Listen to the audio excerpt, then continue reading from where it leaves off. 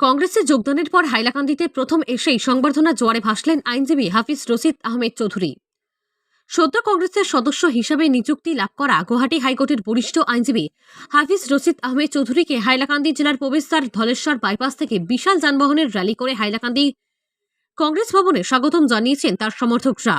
হাইলাকান্দি জেলা কংগ্রেস সভাপতি শামসুদ্দিন বড় লস্করের পৌরোহিত্যে আয়োজিত সংবর্ধনা সভায় অতিথি বরণ পর্বে শেষে স্বাগত বক্তব্য রাখেন জেলা কংগ্রেসের সাংগঠনিক সাধারণ সম্পাদক মনোজ মোহন দেব।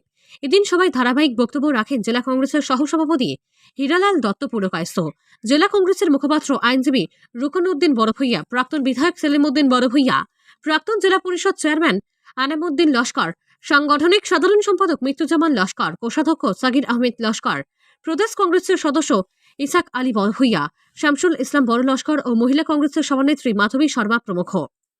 হাইলাকান্দি থেকে রাহতুল আক্তার বড়ভূইয়ার রিপোর্ট। এবাৰ মই আহিছোঁ হাইলাকান্দি যোৱা 19 তাৰিখ 20 তাৰিখ মই জইন কৰিছোঁ কংগ্ৰেছত।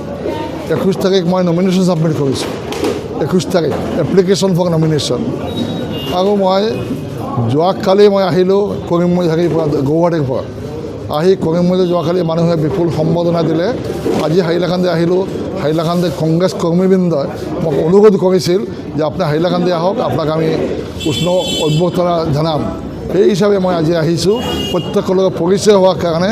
কাৰণ কৰিমগঞ্জ আৰু হাইলাকান্দিত মই যদিও ইয়াৰে বাসিন্দা, কিন্তু আমি কংগ্ৰেছ কৰ্মীবৃন্দৰ লগত কংগ্ৰেছ নেতৃবৃন্দৰ লগত ব্যক্তিগত পৰিচয় হোৱা নাই।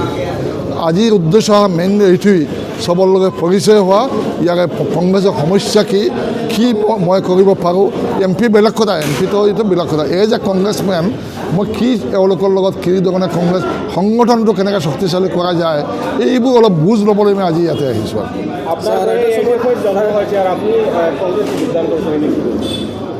ইউডিএফৰ কথাটো জানে, ইউডিএফটো আমি খুব এটা ভাল, আমি ইউএমএফটো মাৰ্চ কৰিছিলোঁ ইউডিএফত, এটা ভাল উদ্দেশ্য।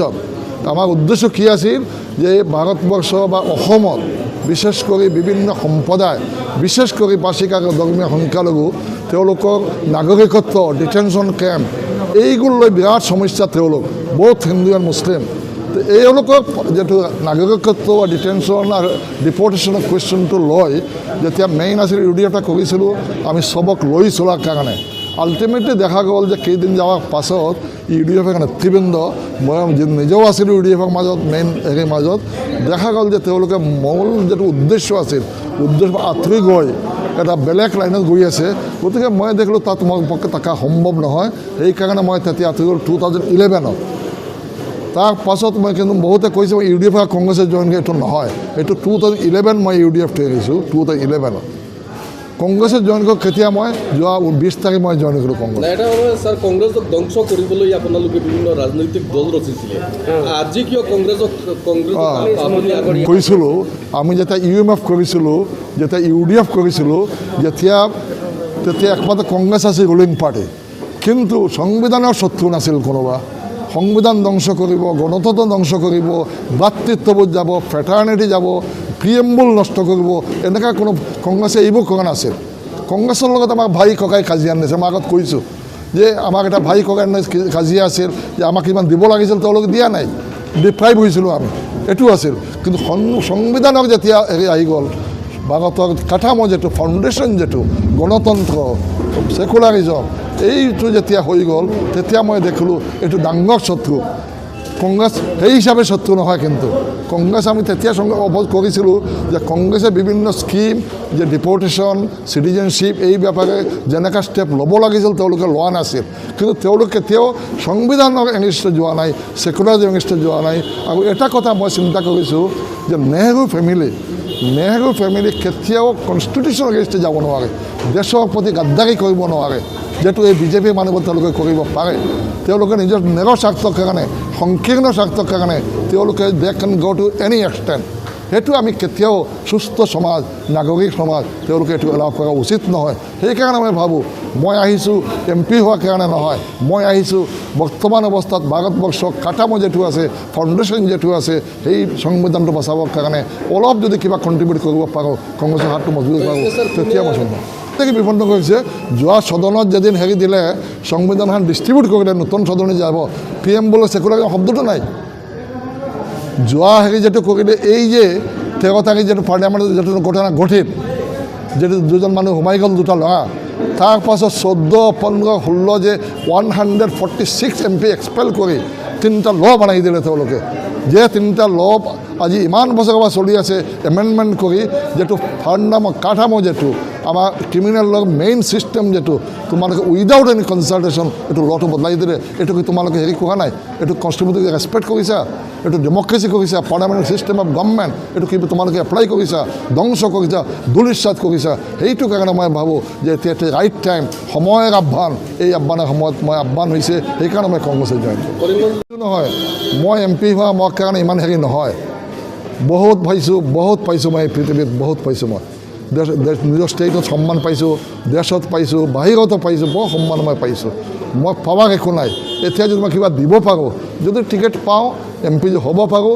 মই পাৰ্লিয়ামেণ্টাৰী চিষ্টেমেটিক এটা চিষ্টেমৰ ভিতৰত মই কিবা কৰিব পাৰিম নাপালে মই সংগঠনটো সবল কৰাৰ কাৰণে চেষ্টা কৰিম ষ্ট্ৰং কৰাৰ কাৰণে চেষ্টা কৰিম গতিকে এইটো কোনো কথা সব উপযুক্ত কেন্দ্রে যাক দিয়ে মোক কোনো আক্ষেপ নাই কিন্তু মোক এটা কথা থাকিব যে UDFক ভোট দিয়া মানে হ'ব বিজেপিৰ লাভ হ'ব এই কথাটো মই ক'ব বিচাৰোঁ আমাৰ আপিল থাকিব যে সাধাৰণ নাগৰিক কোনো দোষ নহয় আমি যিবোৰ নেতা বুলি আমাক ভাবোঁ আমি মানুহক মিছলিড কৰোঁ সাধাৰণ মানুহক মিছলিড কৰোঁ পথভ্ৰষ্ট কৰোঁ এইটো আহ্বান থাকিব যে সাধাৰণ মানুহ আপোনালোকে চিন্তা ভাৱনা কৰি এই যে ইলেকশ্যনটো আহি আছে এইটো ৰেফাৰেণ্ডাম হ'ব আৰু এই ৰেফাৰেণ্ডামৰ এটা চিটৰ বহুত গুৰুত্ব আছে এই আহ্বানটো আমাৰ চবৰ ওচৰত